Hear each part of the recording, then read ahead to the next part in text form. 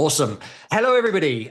My name is Sam Weeks. I'm a full-time admissions consultant, and today I'm going to do this is a sort of a more of a podcast episode where I'm going to talk on the phone to a former client, Suma, who is not actually her real name, but Suma is joining us after getting admitted to Harvard. And Suma is going to share basically all the insight that she has gained over the last few months of getting into Harvard, and a little bit about the MBA landscape at the moment and the job market at the moment. Suma, why don't you start off by telling us about yourself? Yeah. Hey, everyone. I'm Suma. I'm currently based in Virginia.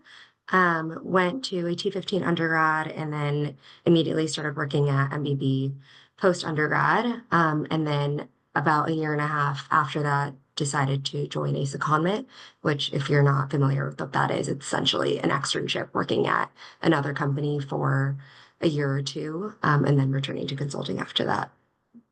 And so tell us about your stats. In fact, actually, I'll jump in on this. So one thing I don't want this conversation to be about, if you're watching or listening, is I am not, and anyone who does this is frankly dishonest. Is I am not pushing a narrative here that anybody can get into Harvard, or that we as consultants can get anybody into Harvard. And I think one thing that's really worth stressing at the start of this conversation with Suma is, Suma, your academic backgrounds were outstanding, right? Can you tell us a bit about your grades? Yeah, I had a GPA of above 3.9 and I studied econ and public health in undergrad. So it was a double major. Mhm. Um, and then I took the GMAT a few years before applying, ended up with a 750. So that was kind of my background. So I was heading into the application with is a good base, but I needed obviously a little bit of luck involved and help from Sam to actually get to the finish line. So from the get-go, let's go right in. So which schools did you apply to, and which schools were you admitted to? Applied to Harvard, Stanford, and Wharton, and then I was admitted to Harvard and waitlisted at Wharton. Okay, that's interesting. Did you follow through with that wait list? Um, I am technically still on it, but did not send in any like additional materials. Just Interesting. yeah, Interesting. You've grabbed your Harvard offer, unsurprisingly. yeah. I'm ready to be done with the application process. So I'm very Absolutely. excited. So let's talk about the consulting angle. So you are a management consultant, mainly a management consultant. You mentioned your secondment. But as we know, there are a lot of top, management consultants from top consultancies applying to business school. I think as an admissions consultant, it's probably our single biggest group of applicants and clients that we work Mhm. with. So, can you talk a little bit about, given you've now got this Harvard admit, can you talk about how many of your colleagues were applying to business school kind of around the same time as you? How many of them have got into the top schools? And sort of what you know about the MBA admits of your top consulting firm? Yeah, so for the most part, most of the folks in my class would have actually applied the year before me. I am a little bit untraditional in that I waited until like what would have been like 4 years of work experience in consulting by the time I start school versus most Right. people do three. Of the folks that I do know that have applied in the last like year or two, I think a good amount of them ended up at like Wharton, Kellogg, and then I've heard of a couple, probably like 5% ish of the people I know that ended up at Stanford or Harvard. Right. So I think it's tough. All of these places are hard to get into. And I think what becomes important is obviously like differentiating yourself. Um, Interesting. with So, what do you think differentiated you? so I think it was a couple things. One, I mentioned I waited one more year to apply, and I actually think that extra experience is probably seen as pretty valuable, Mm. considering even 3 years out of school, 4 years out of school is on the younger end of an MBA. And so I'd say that's one. And the second thing is definitely my secondment. And this is something that I had always wanted to do a secondment. One, because I think just learning experience outside of consulting is really important. But two, Mhm. I do think it's a highly differentiating factor where Sure. I was able to say I have worked somewhere else. I worked somewhere else for 2 years by the time I join. And I think it just gives me like an angle or edge to my application that others might not have if you Hmm. decided to stay in consulting the entire time. Interesting. Not necessarily that you can't get in if you do that, but I do think that, it's helpful. Yeah, interesting. So you had sort of a combination of management consulting experience and industry experience, which is not uncommon, but you're probably in the minority in that sense, right? Yeah, and I think it's definitely a minority, and I think there's secondments might not be the only way to differentiate yourself. You might also be able to do like internal rotations or something that these firms offer Mhm. that add to your toolkit that you wouldn't get through like the traditional consulting path. But yeah, it's definitely the minority. And what about extracurriculars? Because you had some really, really strong extracurriculars, and some of them were related to consulting without going into too much detail. What kind of extracurriculars can you do within the consulting sphere that makes you stand out as an applicant? Yeah, so related to my firm, I was on our recruitment team for undergrad, which was just Okay. something I enjoyed doing and have been doing it since I first started interning at my company. Hmm. So being able to do that, lead, I wasn't like a recruitment, the entire team lead, but I owned a work stream and I felt like that I was able to make an impact there. And Yeah. then we also had like a buddy program. So I was a part of that, helping, pair people, helping, lead, youngsters, the firm, the first year or two of their time there. And then outside of that, I had some tutoring experience, Uh-huh. teaching And to so that's leadership experience that Harvard are looking for, right? yes, I think it's leadership. I think it's showing that you are involved in the spaces that you just choose to be a part of. And I think that it demonstrates that you will hopefully translate that to your time on campus as well. Yeah, for sure. Okay, can you just take a step back? We've talked a bit about top consulting, an MBA, getting into an MBA from a top consultancy. Do you think consulting applicants are at an advantage more generally? And I'm thinking maybe kind of looking at your friends who have applied, or looking at the wider market. Do you think MBB applicants are at an advantage? I think in some ways, yes. I Hmm. think the name recognition of your company, I think is probably at least enough to put your app in the running and get like a real genuine read. Mm. Uh, and then not to mention like you also have like a massive network you can tap into, ask about schools, ask for advice, meet with people, like all of that kind of stuff, which I think is a lot of people don't have. On the other hand, like I mentioned, you are competing against like incredibly accomplished people with amazing resumes, and that's kind of where it becomes Yeah. a little bit of a double-edged sword. But Yeah. I think overall, I would say it was in my benefit. Mm. What proportion of people from your firm at the kind of four-ish year mark, what proportion of them do you reckon are applying for MBAs? I would say maybe 20 to 35%, somewhere in that range. Okay.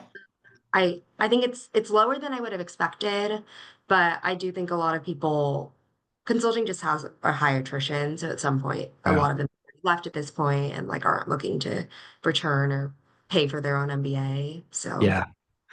Interesting. What proportion, if you're able to share this, what proportion of those, you said 20 to 35% of the people who could apply are applying, what proportion then would you guess are sponsored?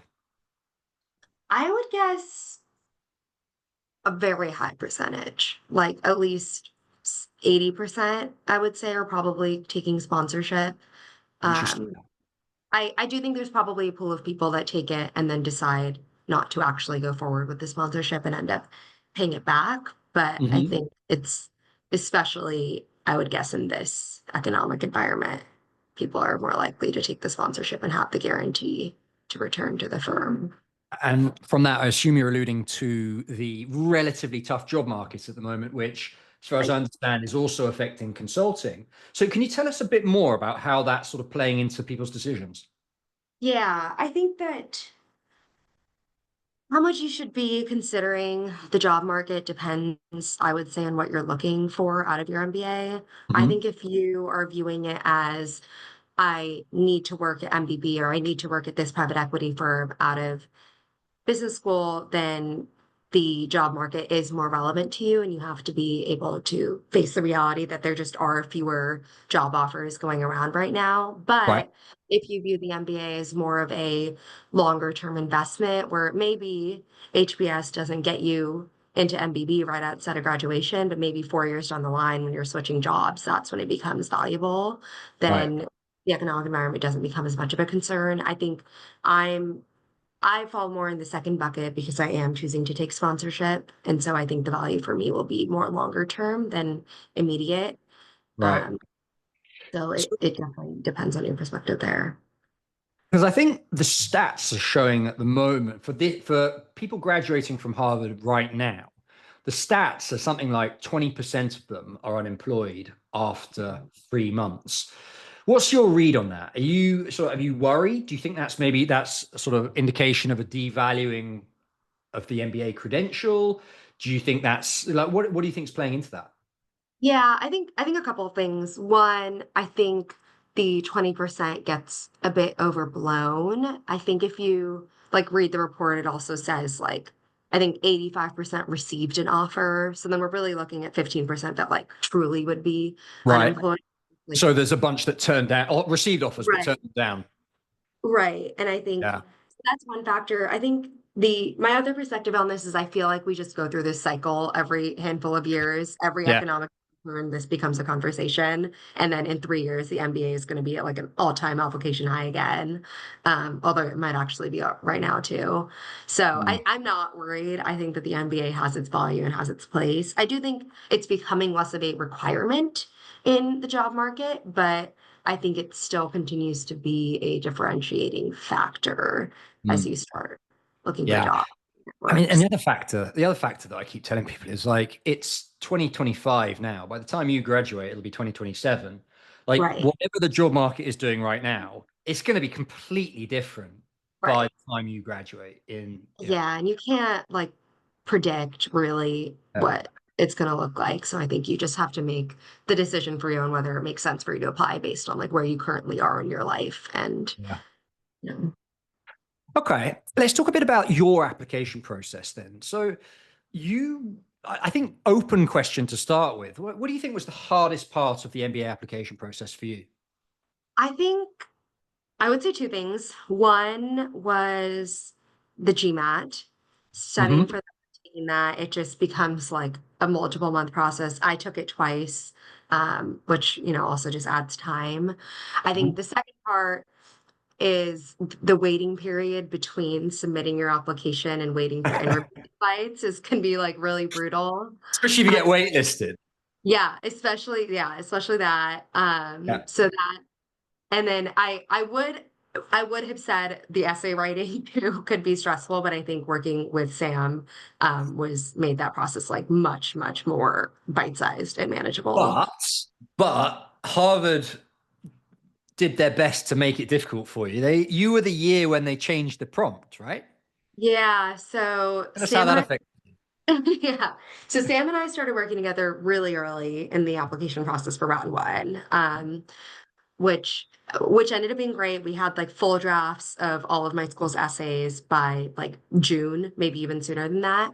Yeah. And then in For early, context, for those listening, normally, given that the deadlines for round one are September, many people start writing their application essays in like July and August. So for Suma to have her essays done by June, July, we're talking like a full 4 or 5 months ahead of when people are typically doing this.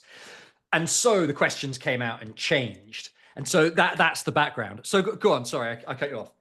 yeah, no. So like Sam mentioned, the Harvard questions changed for the first time in like 9 or 10 years. Yeah, right. July, which we knew was a risk going into it. So I think the approach we took was looking at my current essay, seeing what would carry from it. The prompts basically went from like, what else do you want us to know about you? A very like open-ended question was the previous one to three disparate questions on like your goals, leadership, and then like a Curiosity. question as well. And so we took a look at my essay, figured out like what made sense to still keep, what could we repurpose a little bit, and ended up actually having a lot of luck with that. I think the first two questions were almost entirely answered by my existing essay, just a little bit of like dewording and reworking some of the language.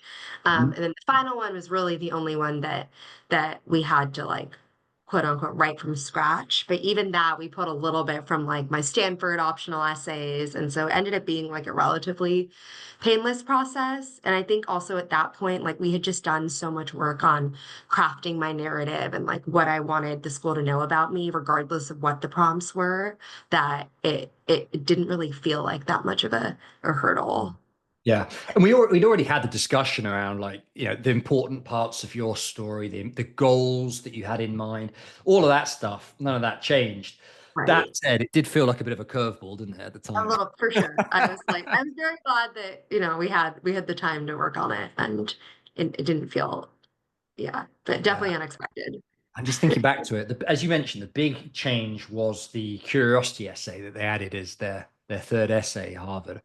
And you weren't the only person who was, especially initially, sort of flailing a little bit at that, because Harvard, for those listening, Harvard are the only school at the moment to specifically ask about your curiosity, and it's so important for Harvard because there's very strong focus. There's the case method, and there's very strong focus on people being able to sort of self-teach as well, because you're not going to get spoon-fed the content like you would in like a lecture. You're being trusted to prepare for the case discussions, and they're relying on you being curious to to study the cases in your own time. And so they've introduced this new question where they ask explicitly about that. And it was a bit of a curveball at first. But I think what most people have fallen back on here is this idea that like what Harvard are actually looking for hasn't or didn't change, right? It was that they changed the prompts, they changed the way that they were asking it, but actually the traits that they're looking for in people is not something that has dramatically changed. Although there is, and Suma, I'm keen to hear your thoughts on this. There has been a bit of sort of press coverage about Harvard's supposed move away from sort of the alpha type towards people who are slightly, sort of softer, more emotionally intelligent, etc. Is that something you've come across during your research?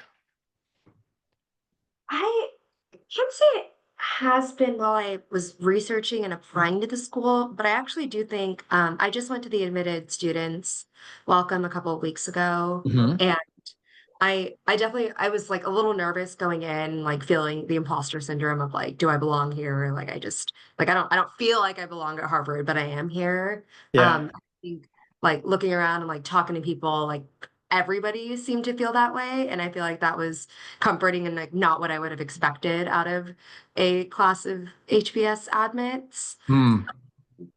So I think maybe it's true based on that. I do think that in general, there's just been a big push in like the workforce of having leaders that are not only like intellectually capable, but also like emotionally intelligent as Yeah. well. And I think Harvard probably recognizes that and the importance of that. Interesting.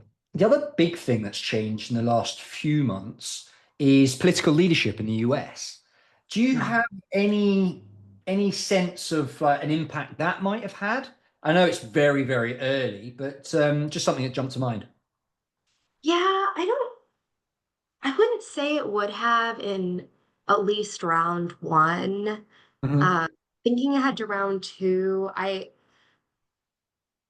don't think it would play a big role in the current MBA admissions process. The only Very quick if it had. conversation around like, DEI and how much, different diversity metrics are going to matter in applications moving forward. Hmm. Um, but that's kind of already been going on for the last year or two as well. Yeah, I don't think. Yeah, I haven't seen anything yet. I'm just thinking Yeah. around the various applications whether there's been any change Yeah. in the way that some sort of diversity initiatives are maybe a bit under attack in some domains. It doesn't seem to be the case in business school applications Certainly not yet. And some of the quantifiable metrics like scholarship availability for minorities, like things like that, those haven't changed materially Right. that we've seen. So I don't think it sounds like there's not that much going on yet in that space, but Yeah. maybe something to watch. Tell me more about Right. the Admitted Students Weekend. How did that go? Yeah, it was great. It was a great way to just meet How people. long was it?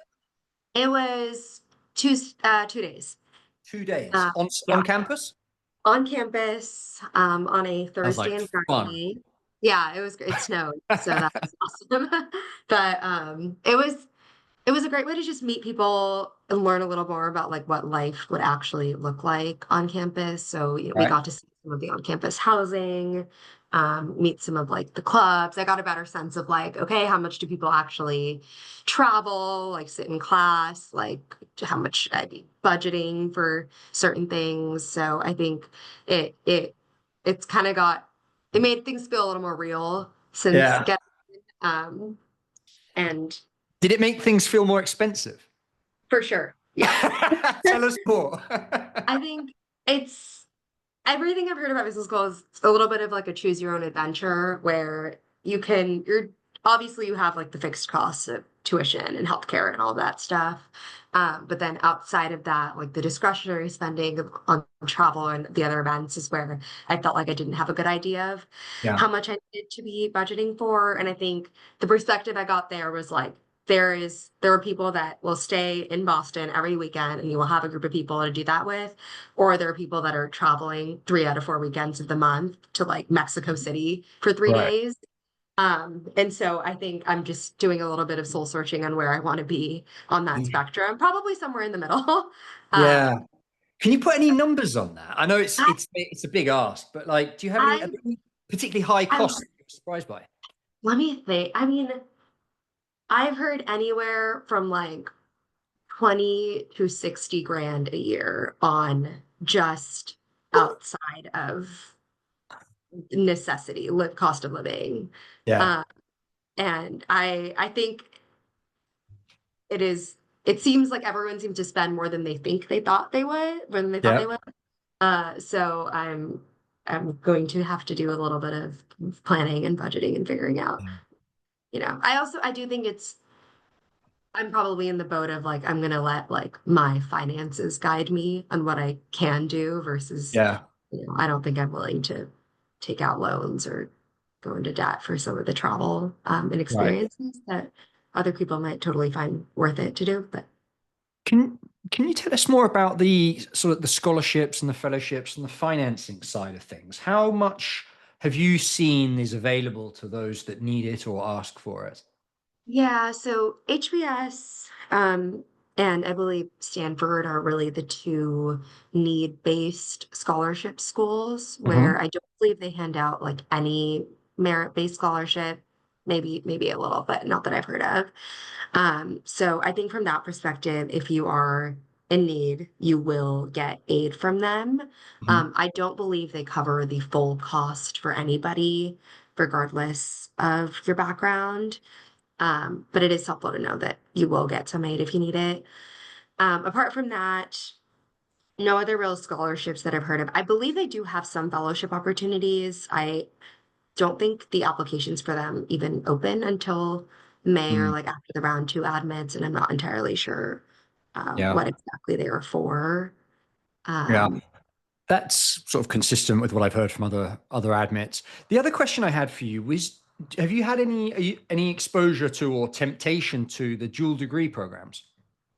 I've had some exposure in that some of my a friend from college is actually going to be doing a dual degree program at Right. HBS. She's going to do the MSMBA. Just in case it I wasn't expensive enough.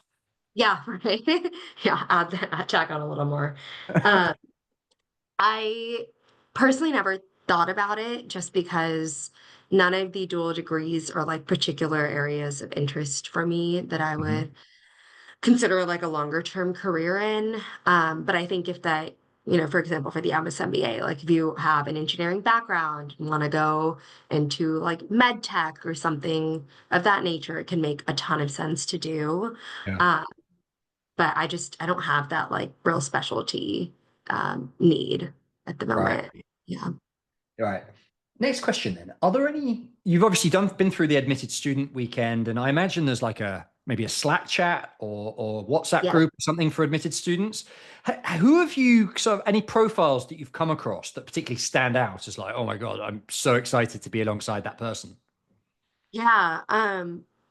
There is a Slack chat for all of the admits. So Uh-huh.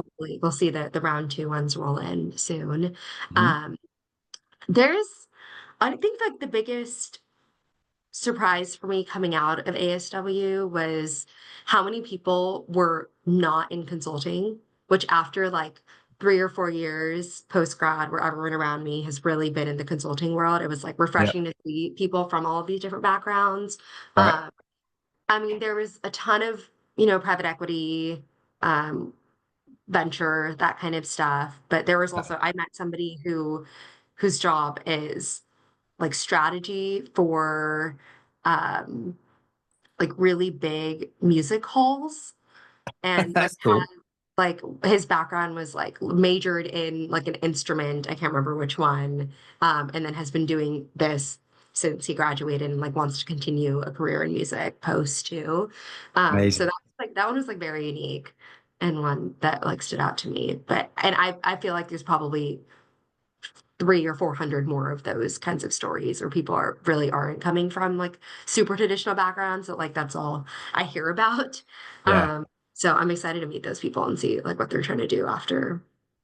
Yeah, I'm sure you'll come across these and some of the most insane profiles. I remember during my MBA, just guy next to me just dropping in that he was going to be in the Olympics. And sure enough, he rode for the American Olympics team. Yeah, it's no, What? there's like it's just like adds to the like why am I here? Like I feel Yeah, like there's really, really incredible people. So it's exciting to get to be around them. a bit of imposter syndrome there, I can hear, Suma. Yeah, for sure.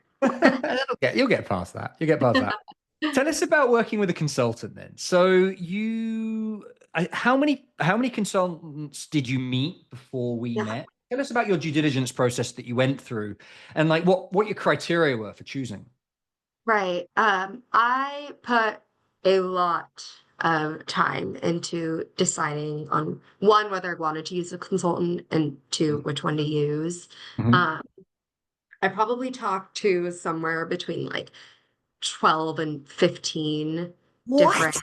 people. Yeah, I was very, very thorough. And it was a mix of small names and more of like the larger, like the Stacey Blackmans of the world that you hear Mhm. about. And pretty quickly ruled out the really big ones. I just felt like even on like my intro calls, I just felt like it wouldn't be like a super tailored and individualistic process. Mhm. Um, and then between some of the smaller firms, I ultimately ended up going with Sam for a couple of reasons. I think the thing that really stood out to me was the actual process of how we write our essays is almost entirely live, which like nobody else had talked about doing. And like I think I even at the time like probably underappreciated how much of a difference that made in our Mhm. application process. But for those of you that don't know, basically how our structure worked was like twice a week, Sam and I would sit down together and like literally pull up Google Docs and start writing my essays together after we did, several weeks of brainstorming on my narrative and what we wanted to actually write about. And it, I think, just made such a big difference in like the quality of the product that we were able to produce.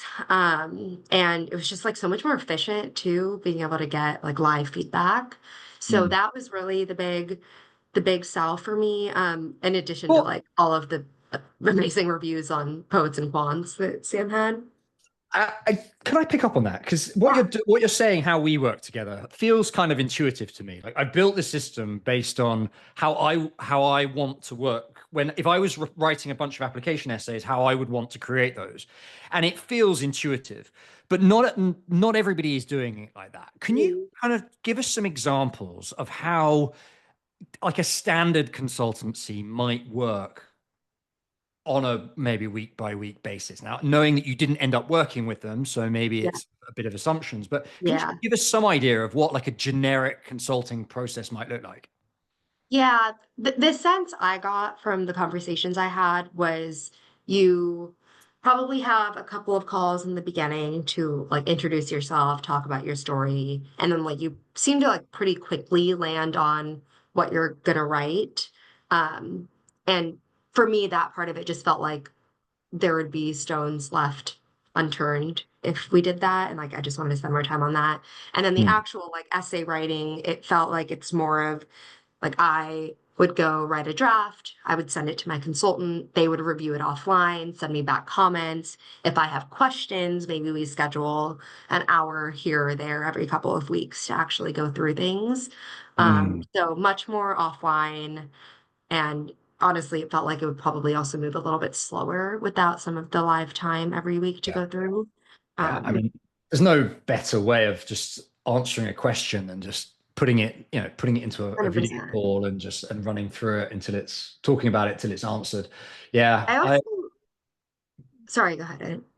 Go on. You were saying. I was gonna say, I also feel like the one of the other really positive things about doing it live is like we had met for multiple months, and I feel like you'd actually gotten to know me very well through like sitting together on calls Mhm. every week. And I feel like that actually made the essays better too, where there were times where I was like struggling to really form my thoughts, and like you were able to kind of pull it out of me because Yeah. you knew me and could get that out of me. So I think there's a ton of value there too. That's interesting. Yeah, I think that's something that's perhaps underappreciated is if you're editing offline and you're emailing things back and forth, like how do you get to like the soul? How do you get underneath? It's going to be very difficult. So yeah, no, thanks a lot for sharing that. That's awesome.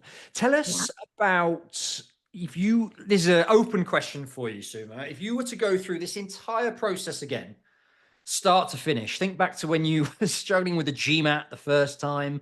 Must have been what, 3 years Yeah, ago? I took it in 2021. Right. So 4 years ago now. Yeah. Think way, way back and imagine you could speak to yourself then.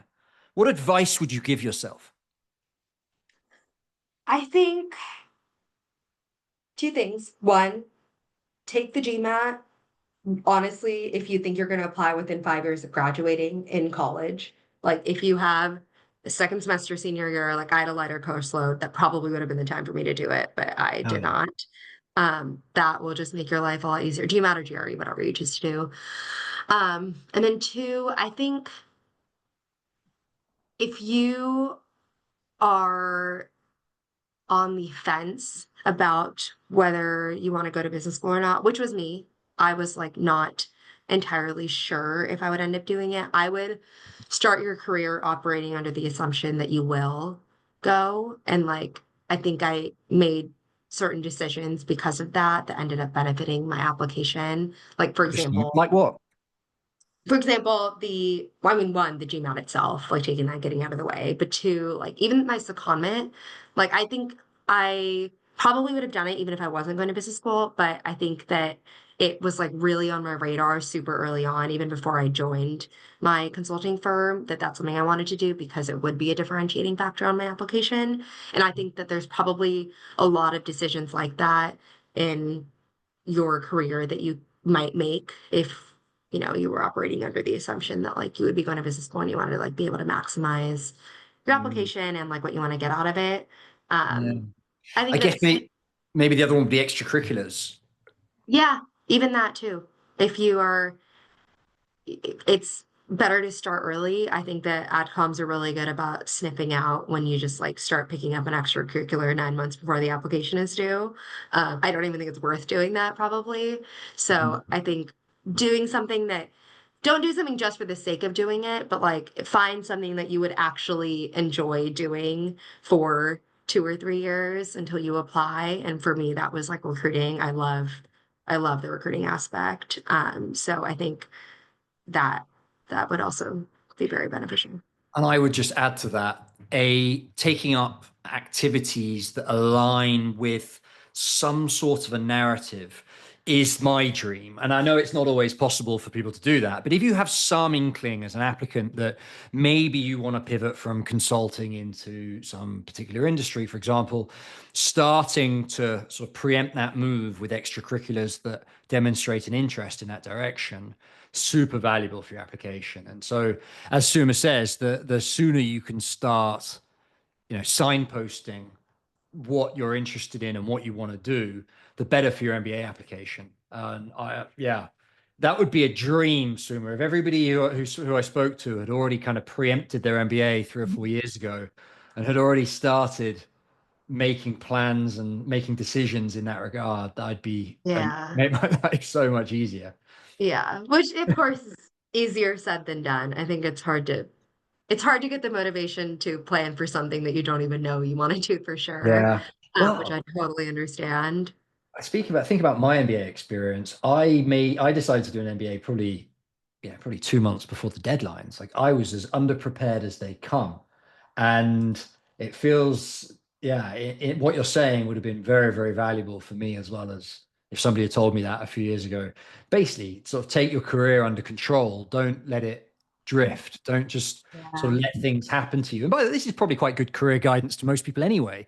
Don't Yeah. let things in your early career just sort of drift. Don't let yourself be affected by outside forces. Rather, try and drive yourself in a certain direction deliberately, because that will shine through in your MBA application and it's Yeah. probably benefit you overall, right?